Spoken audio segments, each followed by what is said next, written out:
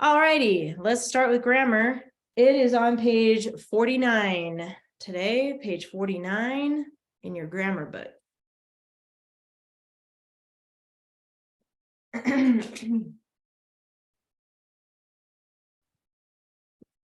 Page 49, we're talking about pronouns again.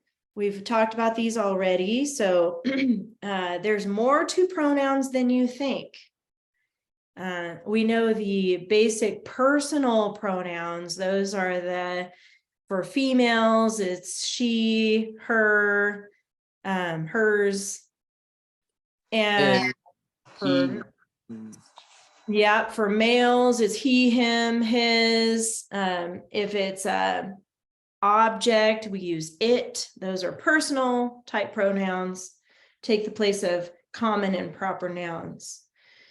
And that's the whole point. This first sentence here just says a pronoun replaces a noun in order to avoid repetition. And we know that because it's really hard to read something that says the name over and over again, or, the thing over and over again. Okay, we're moving on to a new type of pronoun. You know these words already, but this is what it's called. It's called an indefinite pronoun. And it is not definite. We know that prefix in means not, so that's pretty easy to remember. Indefinite pronouns. It does not refer to any particular person or thing. The words below are indefinite pronouns. Here's your list, and you'll need this when you're working on your homework and you're identifying the pronouns. But basically, they're pretty vague. They're not specific. Like, if I have a sentence about Joey, and then the next sentence is referring back to Joey, I would use he, which is a specific pronoun for Joey. But in this list, you'll see all, another, any, anybody, anyone, anything, anywhere. They're kind of vague, right? They're wide open. That's why they're called indefinite pronouns. There's also a type of pronoun that's called a demonstrative pronoun. And you can see a root word there, demonstrate, right? And that is, it does point to a particular person or thing. And there are only 4 demonstrative pronouns: this, that, these, those. Okay, those are specific to what you're talking about in the sentence before. So similar to personal pronouns where it's specific, but these are, it's grouping together this, that, these, and those. Those are demonstrative pronouns. You're still going to mark your pronouns with PR above each pronoun. Here's your example sentence. Many had nowhere to go. That was tragic. All right, so we have many and nowhere. Those are both indefinite pronouns, right? They're in this list, any, and then nowhere is here. So, or many, sorry, many and nowhere. So those two are demonstrative, or I'm sorry, those two are indefinite pronouns. And then we have a demonstrative pronoun here, that was tragic. And that is referring to nowhere to go. That was tragic. PR for pronoun. And then we have this bottom part here. Think about it. All right. Many words can be used as different parts of speech. However, a word can perform only one part of speech at a time. We've talked about this before. The indefinite and demonstrative pronouns function as pronouns when they take the place of a noun. However, these same words function as adjectives when they come before a noun. So it could be either a pronoun or an adjective, depending on how it's used in the sentence. That's what's really hard about the English language, about grammar. There's always exceptions to the rules. And in other languages like Spanish and Italian and those types of languages, I wouldn't say Chinese and Japanese, those are really different. But especially Spanish, there's really strict rules about how to use these pronouns and all of that. That's why when you have someone who's learning English as a second language, a lot of times the pronouns are the hardest part to grasp. Sometimes they're adjectives, sometimes they're used as pronouns. So anyway, just so you know, that is why English is so difficult. Here, it's giving you examples. So we're looking at the word many, and it says many had nowhere to go. In that sentence, it's used as a pronoun.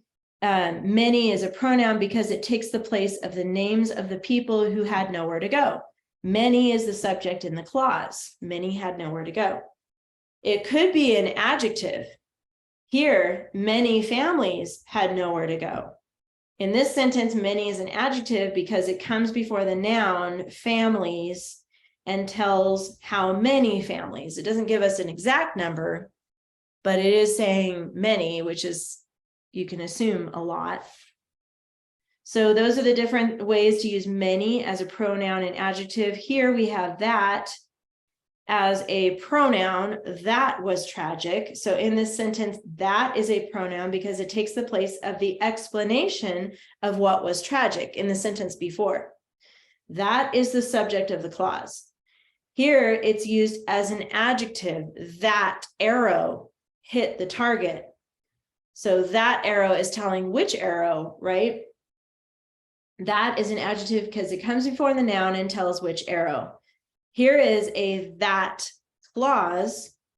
Robin knew that the poor families needed help. In this sentence, that is used to begin a dependent clause. It is followed by a subject and a verb and completes the main clause telling what Robin knew. Robin knew that the poor families needed help. So this word that is used 3 different ways, but the thing to remember is that it can't operate or function as all 3 at the same time. It has to function only one way in the sentence. So that's the thing to remember. It can perform only one part of speech at a time. Any questions about this page, about pronouns? Okay, thank you for shaking your head. That tells me you don't have any questions. On the back of that page, there's a little bit more about homophones. So this is page 50. Go ahead and turn to page 50. You know about homophones. I'm sure you've heard that word before. So a homophone is a word that sounds like another word, but is spelled differently and has a different meaning. Correctly use the homophone there, and there. They all sound exactly the same. There. They're there now. Okay, so we got 3 ways to spell it, which gives them all different meanings. But when you read it, obviously they sound like the same word. Here's how you use these. So THERE is an adverb pointing to a place. Over there. There is the spot. I wanted you to look at this one. It's a little clue. Maybe you already know this. If I take off the T, I see the word here. And that can be a little clue to you. That's how you spell it if you're talking about a place. Over here, over there. Okay, that's how you spell there, that type of word. THEIR is a possessive pronoun. Their arrows, the arrows belong to them. So THEIR tells that it belongs, something belongs to them. Okay, it's a possessive pronoun there, tells whose and functions as an adjective. THEY apostrophe RE, that one's pretty easy to remember because it is a contraction. They're angry, they are angry. So they took they are and put it together in a contraction with an apostrophe. The contraction there is shortened form to they are and functions as the subject pronoun, they and the verb are of a clause. So it has two parts to that, pronoun and verb. That's the only time you can have one word that functions as two things. When it's an apostrophe, it's a contraction. It actually has two words in it. Fix it. You're going to place a line through the incorrect homophone and write the correct word above it. Here's your example. The archers raised their bows to shoot the target over there. So they misspelled both of the words there. This one is an adjective describing whose bows. It's their bows. So it's THEIR. This one is over there. It's showing a place. Remember, if I cover that T, I see here. So that's a little clue on how to spell that one. So it's THERE. Basically, you're just going to look for the one that's wrong and draw a line through it and write it correctly above it. Any questions on this page? Shake your head no if you don't have any questions. Okay. Good. Silas, if you could turn your camera on, I would really, really appreciate it. We are on page 51. Any volunteers to read our sentence today? I'll read it. Thank you, Thomas. Go ahead and read. Others who were strong and good-hearted had lost their farms because the greedy king wanted their land. Good. All right. So we already can tell there's a few mistakes in there. So we're going to chip away at that. The vocabulary word is greedy. I'm sure you know that that means wanting too much money or too much wealth or too many possessions. Being greedy is like keeping it to yourself and not sharing with anyone. All right, so you can go ahead and check vocabulary. We just made sure we knew what that was. For articles, and my light is being weird today. Is it still raining outside? Yeah. Yes. Not raining. Articles, A, go ahead and write these in. A sex. Go ahead and mute, Thomas. Oh, shoot, I'm not muted. A, and the, and there's only one in here, so go ahead and find it and label it AR. And then we got nouns, so I'm gonna have Joey move on to the nouns. There's 3 of them. Which ones are the nouns? Greedy king or king. King, good. Lands Good. and farms. Yep, you got it. Good job. And then we got a pronoun. Silas, where's the pronoun? A pronoun would be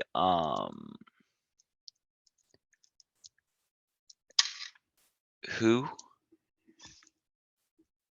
No, that's pretty good guess, but if it's, I'm going to give you a clue. It is a indefinite pronoun. So if you want to peek over at the Oh, list, so others. yes, there you go.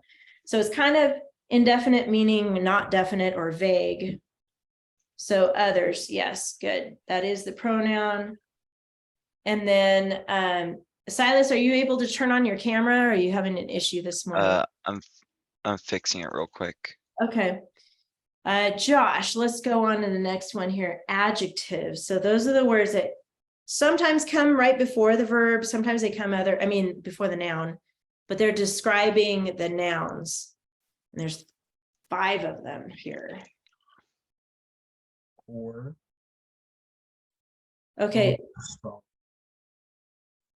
For some reason, you're a little muffled. I couldn't really hear you say that. What was it again? Is it were? Were, not were. That would be a verb. So you're looking for adjectives that describe the noun. So think of the word farms. And if you ask yourself, like, whose farm? Their farms. Yeah, but you know what? There's something wrong with this one, right? Let's fix that too.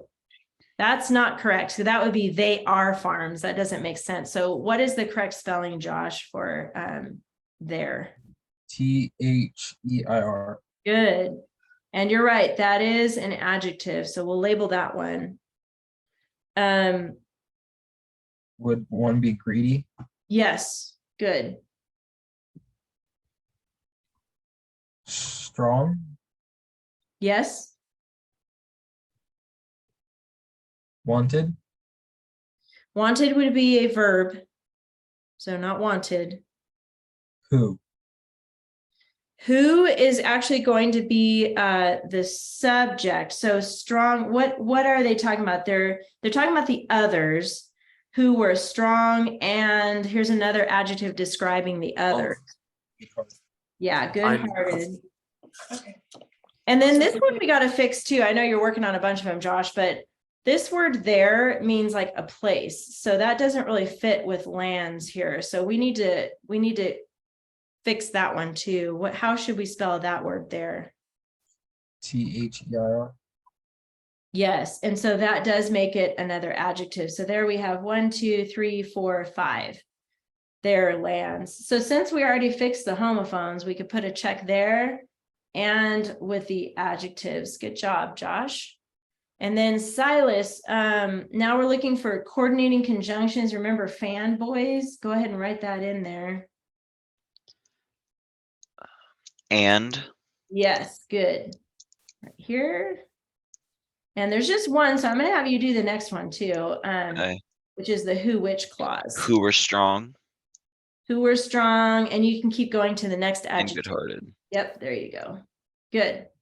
So we're going to label that one W/W for who, which. All right, so Thomas, adverb clause. And that is, put this in really quick, www.asia.b.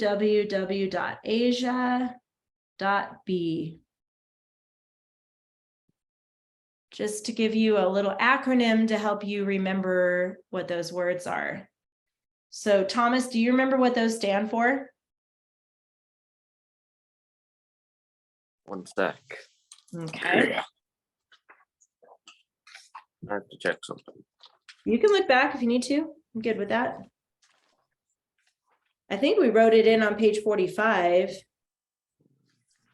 And 43 also has those words. When, where, when, while, where, as, since, if, thought, because, A is actually although. So it should be when, while, where, as, since, if, although, because. all right. Good. Okay, so which one of those words do you find in this sentence here? Which one do I find in the sentence? Okay. Were. Okay, it's not were, it's when, while, where. Yeah. So it's not when. Because. There you go, because, so that is the beginning of the clause. And then it goes to the end of the sentence. So what is the whole clause? Ta-da! So AC on because and yeah. The Where did- greedy king Keep going. wanted their land. There you go. The rest of that sentence. Because the greedy king wanted their lands. That's the whole adverb clause. Good job. All right, so on to Joey. Let's look for the verbs here, Joey. Were, Good, wanted, good. wouldn't had be one? Yes, correct. And then the one after that as well.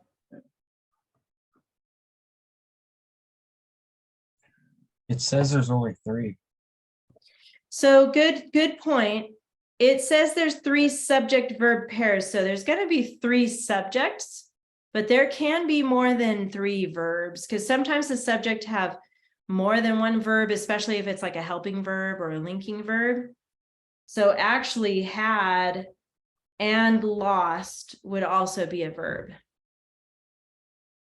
So you can have 3 subjects and 4 verbs or 3 subjects and 5 verbs or 6 verbs. So the verbs aren't exact, but the subjects are. So you've identified those. So Joey, where would the subject be for were?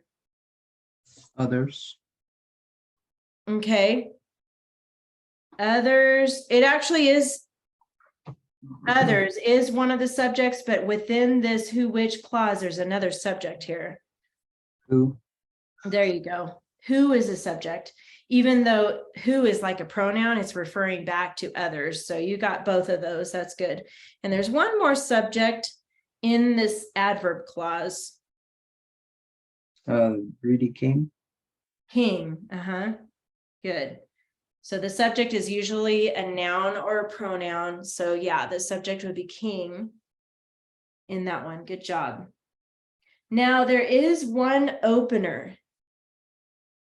And it's here. This is the beginning of the sentence. So let's see, is it Josh's turn? Did Joey just go? Okay, so Josh, what is this? What is this opener here? What kind of an opener is that?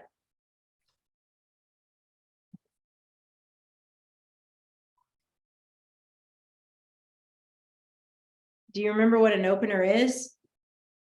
Yeah, I just can't remember which one. Okay. And I'm just going to remind you that page toward the front of your book, it's like 3 or 4 pages in. It looks like this.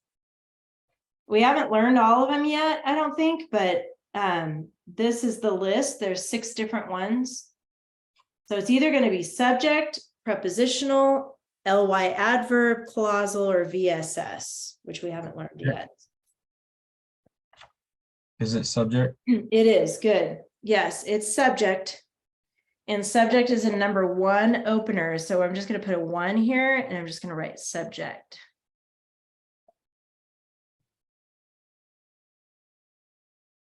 Good. That's the opener, subject opener. Capital, that's pretty easy. The first word. 1 comma. Now we usually the comma rule is either we're taking out a comma or we're putting in a comma.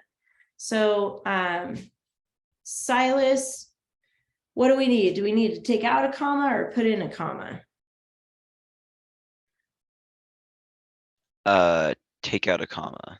Good. Yes, you're correct. Do you know which one? The one after strong. Good. Excellent. 'Cause you should only put one in after if it's a list of more Good. than 3. Good. If it's actually more than 2, if it's Three 3 or more. Yeah. Yeah, you got it. Good job. So we're just going to do a little squiggly line there because we don't need that comma there. End mark is just going to be a period. And we already got the homophones. So we're done with that page.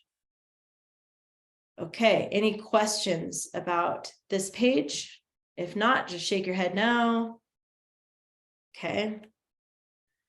All right, moving on then. So your homework will be to write this at the bottom here. And then the next 3 pages as usual on your homework for grammar. All right, go ahead and get your binders out next. We're going to do a little organizing because we're moving on to the next week in your binder.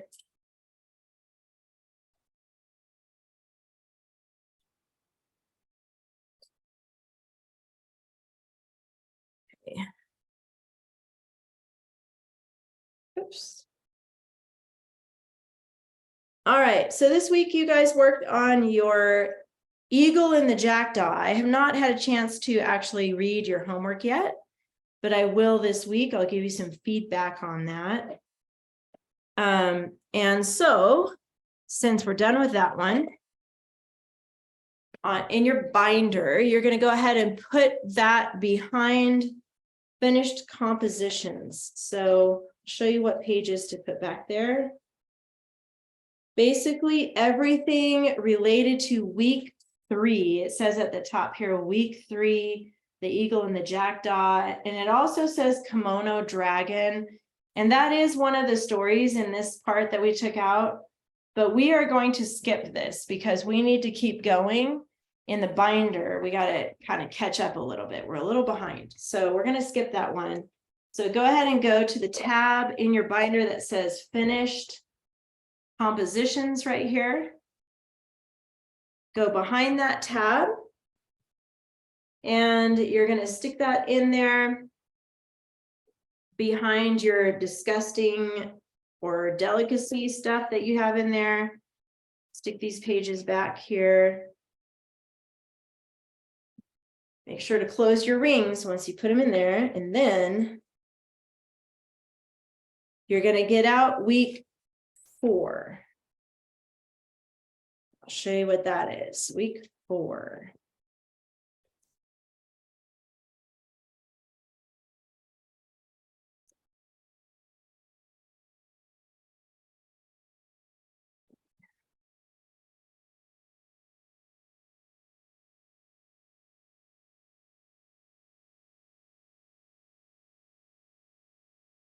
Okay. Week 4 starts on page 37.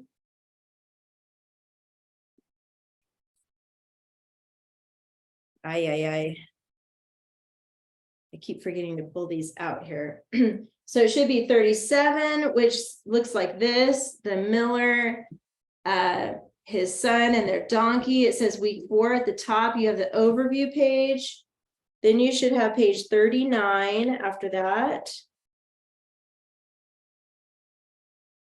Page 39 is yellow. It's like this. And then you should have page 41 after that, which is the miller, the actual story, the miller, his son and his donkey. And then page 43, which is the checklist. So all 4 of those pages need to come out of your binder, close up the rings. And then that's what we're going to do next. So give me a thumbs up when you got yourself organized there, you got everything out.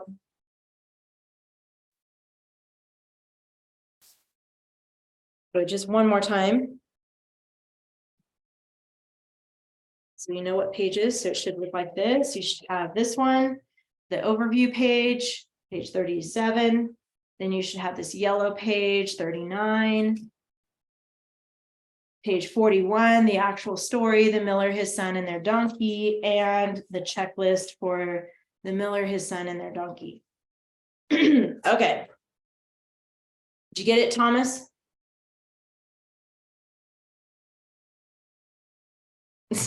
Can you turn your screen down so I can see you? Tilt your laptop down a little bit. There we go. Thank you. All right.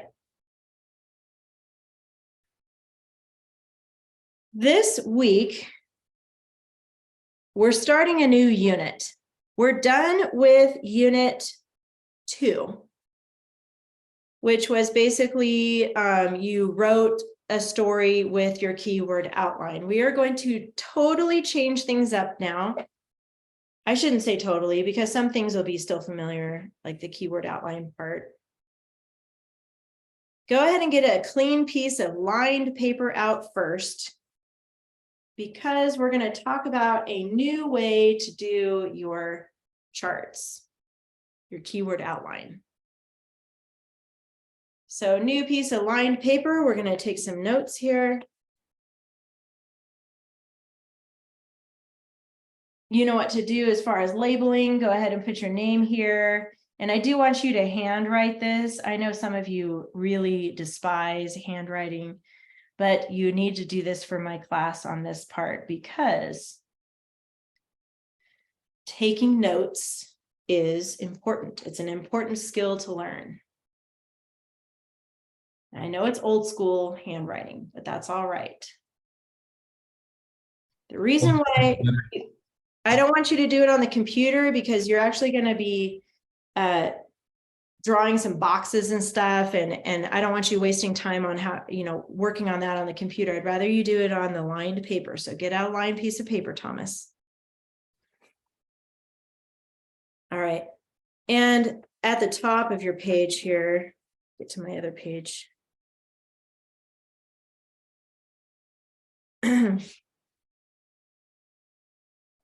You're going to go ahead and write the original name of this story. Go ahead and skip a line, and you're going to call it It's a long title, so we'll start over here. The miller,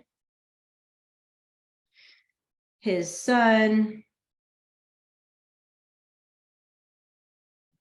and their donkey.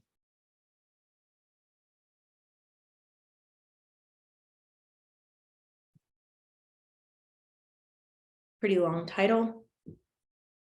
And instead of calling this the KWO, even though it still is a lot like the KWO, it's called a story sequence chart.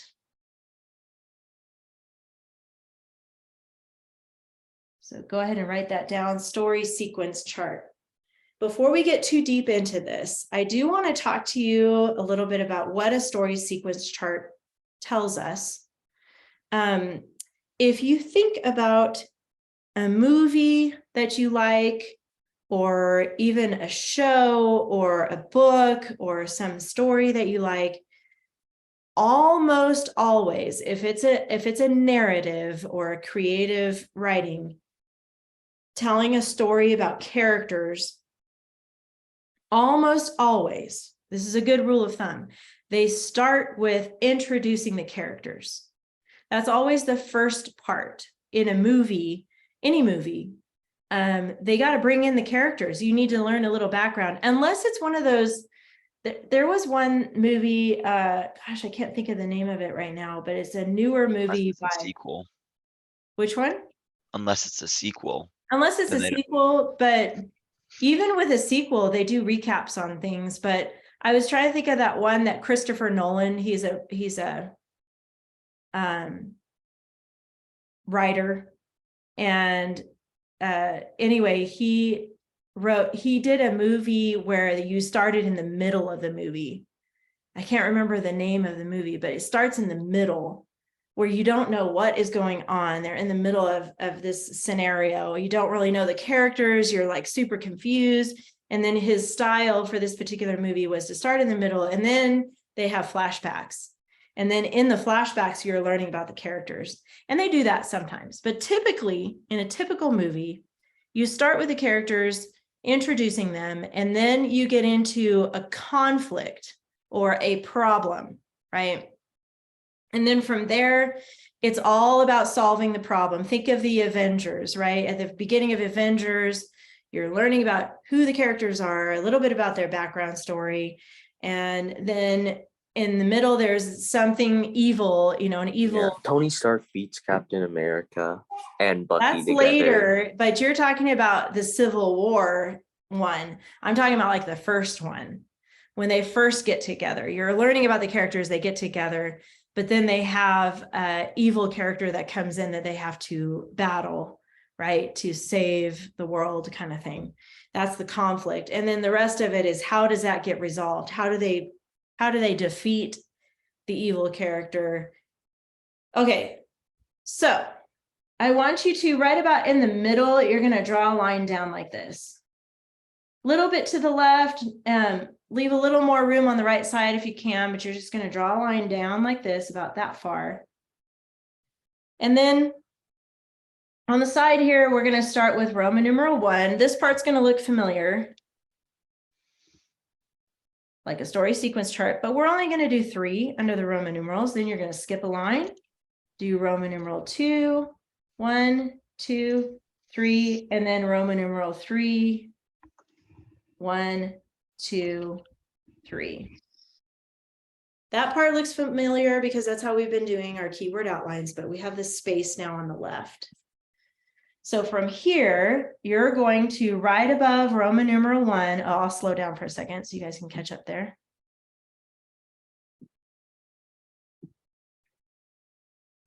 Right above Roman numeral 1, you're just going to trace that line across. So like that. Do the same for Roman numeral 2, right above it. Same for Roman numeral 3, right above it. And then you're going to finish off your box like this, down, across, down. Now, you've got a little chart. This is called a story sequence chart.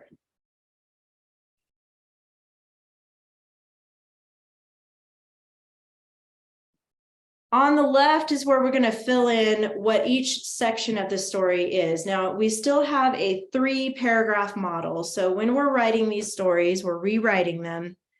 You're still going to only write 3 paragraphs. And in these paragraphs, you're really only going to have 4 sentences because you have the topic sentence, which is the Roman numeral. And then you have 1, 2, 3. So together that makes 4. So 4 sentences here, 4 here, and 4 here. I mean, you're not going to do the sentences in the outline, but when you go to write it, just so you have an idea of where you're headed, you're going to do a 3-paragraph essay with 4 sentences in each paragraph. So basically 12 sentences altogether. So it's not super complicated. Like I said, this first box, usually in a story or a movie, introduces, you're going to write the word characters / setting. Go ahead and write that in, characters / setting. This might be familiar to you when you were in a younger grade and you're learning how to write stories. You always start with a setting. Who can tell me what does setting mean? What is that word setting? What does that mean? Hey, Thomas, can you put that away for now? And let's see, how about Silas? What does setting mean? When you're talking about the setting of a story, what does that The mean? setting means kind of like where it is in time, or like where it's like placed, so like in North Dakota or in the 1850s, or like sunset, sunrise, stuff like that. So like what time of day it is and where you are. Perfect. I love that explanation. It was spot on. Very good. So it's basically where and when your story takes place. So underneath where you put characters and setting, we're going to talk first about the characters. So I want you to write that word who, ? And then you're going to do a little dash. And I want you to put like the word like and situation. Like and situation. So it's not, I don't mean like, who does the character like? I mean, what is the character like? What is the character like? Personality, situation, telling a little bit, introducing the character. And then you're going to answer the questions where and when. And these two are going to give the reader an image. I'm going to squeeze this in here a little bit, and mood. So we got who, what is the character like, what is the situation, where and when tell the reader the image or the mood. Like if I'm going to say in outer space in the year 2059 future, and they're landing on the moon or something like that. Okay, so you're going to have an image right away. When I say that, you're going to imagine it being dark in space. There's stars, planets, space shuttle, Land Rover. You can already start to imagine. If I said if it was in the forest at night in the fog, already you have an image in your head of what that looks like. Lots of trees, hard to see at night. So this is important to create, to like set the scene, like in a movie. Okay, you're bringing in the characters and you're setting the scene where and when. The middle part of a story sequence chart is when you start talking about the conflict. Go ahead and write this in. Conflict / problem.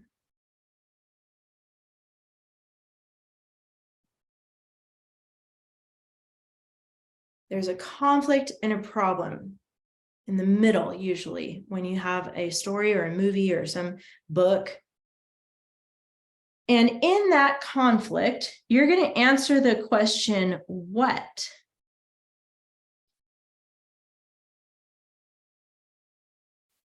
And I want you to put next to that want / need. What do they want or need? What do they think? What do they say? And what do they do? So, and I'm just going to put a little bracket here and an arrow. So what do they want or need? What are they thinking? What are they saying? What are they doing? That's the conflict and the problem.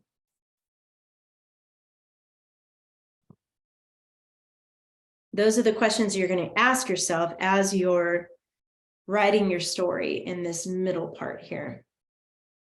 And then finally, you can probably guess this is how they solve the problem, right? The resolution, there's another word for it called climax /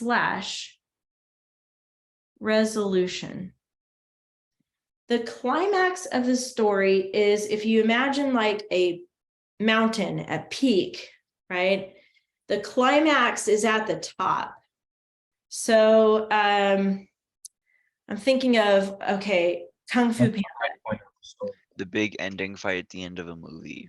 So you don't know at the big fight at the end of the movie who's going to win. Are they actually going to defeat the evil character? Or, you know, it's kind of like, if you've seen it before, obviously you know the answer to that. And typically it has a good ending. There are tragic endings. That's also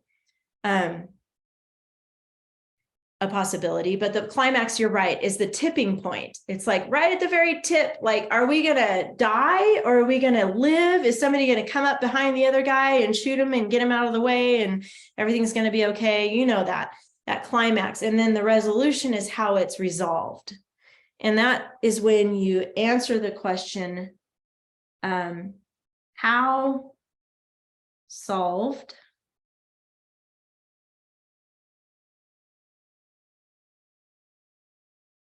and what is the message? Now, not every story has a message, but some stories do. Especially if you're reading like an Aesop's fable, they usually have a lesson. Yeah, I have. So you know, at the end of Beauty Beast, here's my conclusion that I've made from it.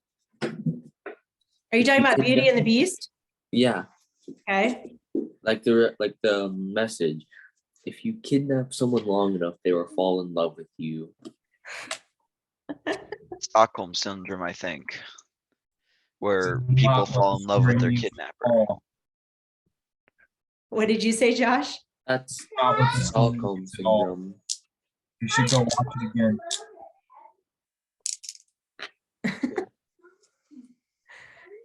Yeah, so that is a twist, I guess you could say, to the story. But we all know that the beast was really a man, but he was under a curse, right? So it wasn't that she was falling in love with a crazy maniac animal. But she was falling in love with a kidnapper. Okay, that's true. So So if you technically choose. think about it, he's not a kidnapper. He was protecting his property. He kind of is. The old man went into his property, right? He put him Yeah, in but a then he house. kidnapped the old man. The daughter came and found the father. Then he let her. Oh, he let the true. father go, The and then Father he was the one kidnapped her. kidnapped. The father Yes. was sick. They traded places. He's not a kidnapper. He made a deal with her. I know, but Oh, the true. first the one, the old father man. technically got kidnapped. Well, it's different. I He's agree with trespassing. Josh. He was held captive No, once. he was kidnapped. Well, He kidnapped, tried I to. think. He tried is to run different. away, so he got kidnapped. Yeah, okay. I guess I see validity in both of those arguments there. So that's a good analogy, though, with Beauty and the Beast. The So moral of the story is the beast had to find true love before the flower would die. So because he wanted the curse to be broken, he wanted to be freed. Yep, good. All right, good analogy. That Okay, sandwich was so good. that's a good analogy with this type of a setup with the story sequence chart. All right, so now we're going to take a break from this and look at the original story here. This is called The Miller, His Son, and Their Donkey.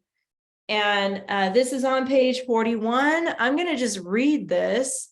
And then we're going to talk about how to fill in this story sequence chart. It's going to be different than what we're used to, because we're used to looking at a sentence, each sentence, and picking keywords. Now we're going to get away from that a little bit, and we're going to look for the characters and a little bit about the characters and filling in the outline a little bit differently. All right, so basically it says, a poor miller and his son were taking their donkey to town to sell him when they passed a group of women chatting by the side of the road. Why walk when you could ride? They asked the pair. So the old man helped his son mount the donkey, and he continued walking alongside. Then they met an old man who shouted, "Get down, boy, and let your old father rest his weary limbs." Upon this, the miller made his son dismount, and he got up on the donkey. You're going to notice that there's some like really controlling people that they come along across on their path, giving their opinions without being asked. So, all right. Next, someone in the crowd called out, "Why, you lazy fellow, how can you ride while the lad there can hardly keep up?" Therefore, the miller immediately brought his son up with him. They had now almost reached the town, and a man commented on how they overloaded the animal, saying, "You might as well carry him as he carry both of you." Everybody's so opinionated in this town. So the miller and his son tied the donkey's legs together. With the help of a pole, they carried him on their shoulders, staggering over a bridge near the entrance to town.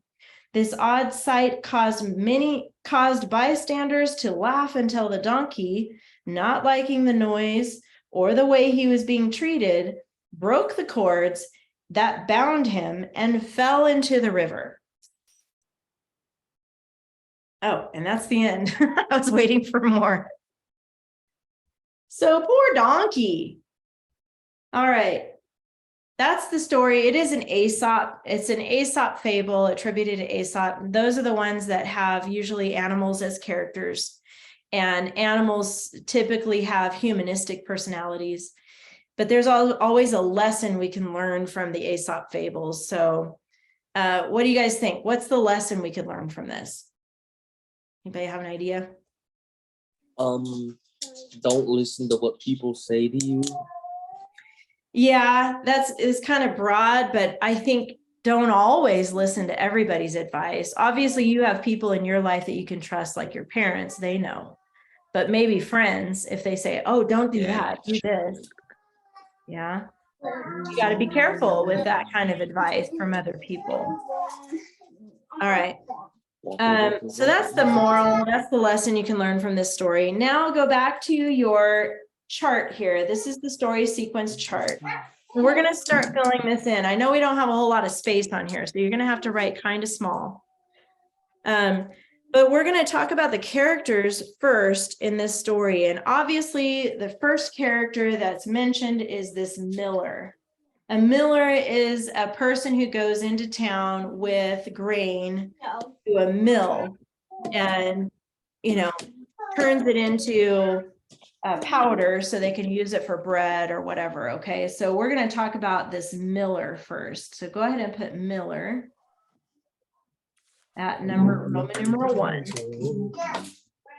Now, go ahead and mute Thomas unless you have something Why to am I share. always not? So now instead of doing the keywords for each sentence, I want you to think about the character as a whole. Think about the miller toward the beginning here. He is taking his son and their donkey to town to sell him. So they're selling the donkey, not the son, just to clarify in case you were wondering. When they pass a group of women chatting by the road. So why would they be selling the donkey, you think? Why do you think they're selling the donkey? Anybody want to take a guess? Because he's poor. Because he's poor, I would say that. That is telling a little bit about what he's like. So let's put the word poor in here. And then we're talking about the other questions in this box here are going to be who, and then where and when. So the miller is there. He's poor. And I'm just going to draw a little arrow and put the word town. He's going to town. Now, just to reiterate, we're not taking sentence by sentence anymore. We're moving past that now. We're looking at whole concepts, okay? So we're talking about the characters in the setting in this first box. So now there's another character. We have the son. right? Go ahead and next to number 1, we're going to put sun. And what about what kind of what is he like? What is his personality like as far as the sun? Can you give me some words to describe the sun? Obediential. He's obedient and he's probably young, right? I like that. Let's put young and then obedient.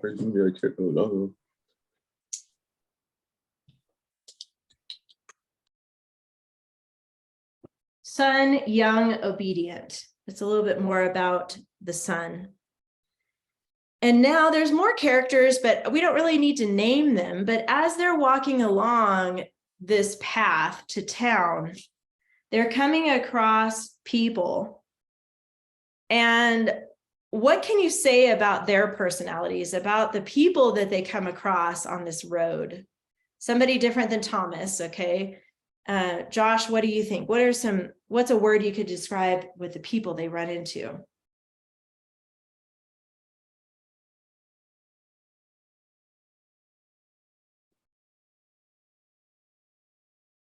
Are they like friendly? Are they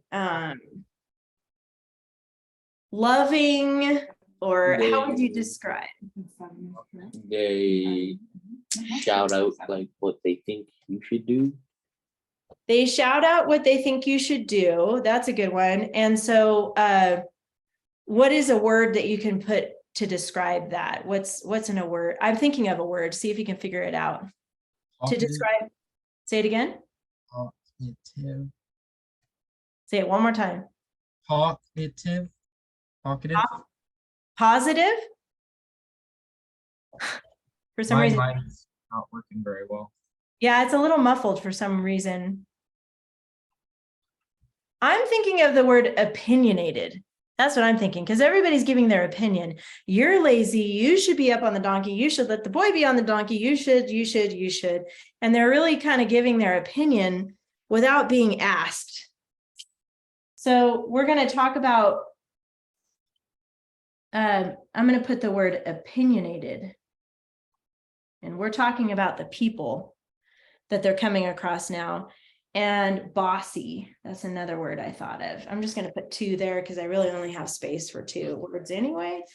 Opinionated and bossy. And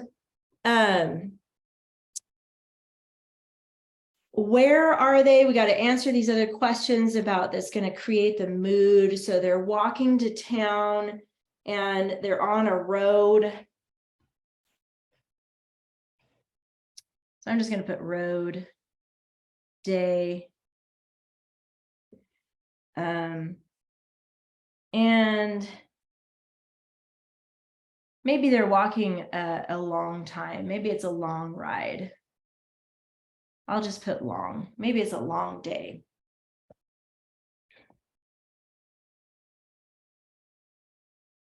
All right. We're going to start this next one, but I'm going to give you a heads up here because I really want to walk through this entire sequence chart with you before releasing you to do your own. So for your homework this week, you're only going to focus on your grammar. That's the good news. You do not need to keep working on this outline. I want to finish the outline next week, and then we'll talk about how to write the story, okay? So just focus on your grammar for this week, but we have a couple minutes, so I'm going to move on to the middle part of our chart, which is the conflict and the problem. So there's a few things that happen here. We know the conflict is that everybody's giving their opinion, and there's different people that give different opinions. So let's start first with the women at the beginning here. That first paragraph, the women are chatting by the side of the road and they say, why walk when you can ride? So let's put here for Roman numeral 2, we're going to put women. And she's saying, ride. And she's saying that after that, after she tells them that you should ride the donkey, well, then what happens next? In that first paragraph, after they say that, they say, why walk when you could ride? Then what happened? They asked. Well, as far as what happened next in the situation there. They rode the donkey. Who rode the donkey? The son. There you go. So let's put S for son here and then donkey. So the son got on the donkey. So we're going to use S with a circle as a symbol for son. Okay. And by the way, let's just circle the S in son up here so we can remember that's what that symbol represents. The son, well, actually the miller put his son up on the donkey. All right. One more after that.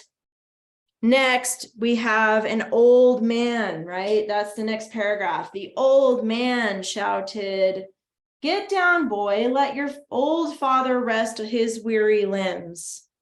All right, so we got an old man.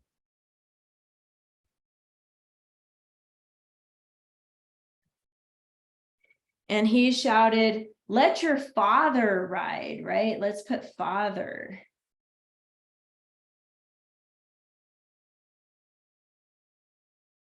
And I know that I've already reached my 3-word maximum here, but I kind of want to remember that the son got down. I'm going to put a down arrow. And the miller got up on the donkey. I went past my box a little bit. So the son gets down and now the miller gets up on the donkey. Let's circle the M in miller in your title, just so we can remember what that represents. All right, so we have so far what's happening, the conflict and the problem. The women are saying, why don't you ride? So the son gets on the donkey. And then the old man says, let the father ride. And so the son gets down and now the miller gets on the donkey. Okay, we're gonna stop right there. So next week, we're gonna work on the rest of this story sequence chart, and then we'll turn it into your own version of the story. So your homework this week will only be your grammar pages, those 3 grammar pages. Any questions about anything we've talked about today with this? Nope. Okay. It'll make more sense once we finish this story sequence chart, and then you'll start writing the story. All right, you guys, that's it for today. So have a great day. See you next week.